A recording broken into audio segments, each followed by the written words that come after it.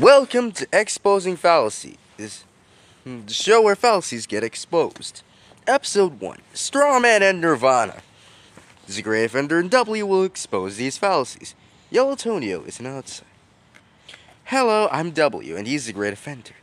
This is the first episode of our fallacy exposing series. We'll take care of Strawman and Nirvana fallacies.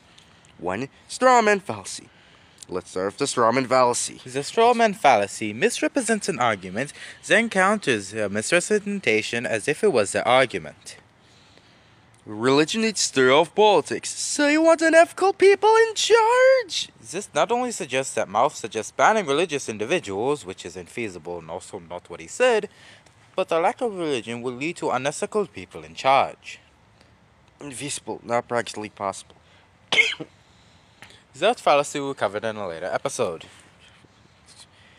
Number 2, Strawman Nirvana fallacy. The Strawman version of the Nirvana fallacy holds an idea against the quote-unquote perfect version of its goal. Said perfect version is usually infeasible, if not impossible. Here we go. For example, someone claims that making underage drinking is illegal. Underage drinking illegal is not just because that person thinks kids will find a way around these rules despite that the goal is to reduce, not eradicate. The claimant in this case ignores the power of law as a deterrent. Not only would some refuse to drink as it's illegal, those that continue might have a harder time getting alcohol as it's illegal to drink, and some would logically refuse to sell to children to avoid status as an accomplice, meaning less underage drinking occurs. The only way this is a valid response is if the person has a plan that meets the standard. I think that's enough remarks about it. Hey, the great offender, what are you doing today? Not much, just this episode. Okay, understandable. I'll let you go back to it. Number 3, Nirvana whataboutism. Nirvana whataboutism is when someone asks about another goal than the one stated, and that goal is quote-unquote perfect.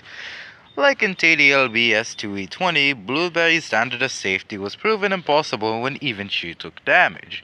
A perfect plan, as she feared, should have killed them all. Let me explain. Speaker. Hold on. Let's start from when she's hid in the house. In that case, the perfect plan would be to have as many as possible be able to aim into the house as the whole team storms in at once. The number would guarantee everyone in the house dies, as someone would prevent victims from escaping.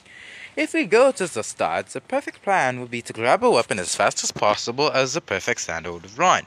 If the standard doesn't use a trap, they'd get shot. Given what we know about traps, they can't be relied on. So it isn't possible to escape the perfect plan. The only way left is hiding as a creative sport. Since there's no time to set one up, this should be equally easy to find from both sides, meaning it is not safe and there is no way to be perfectly safe.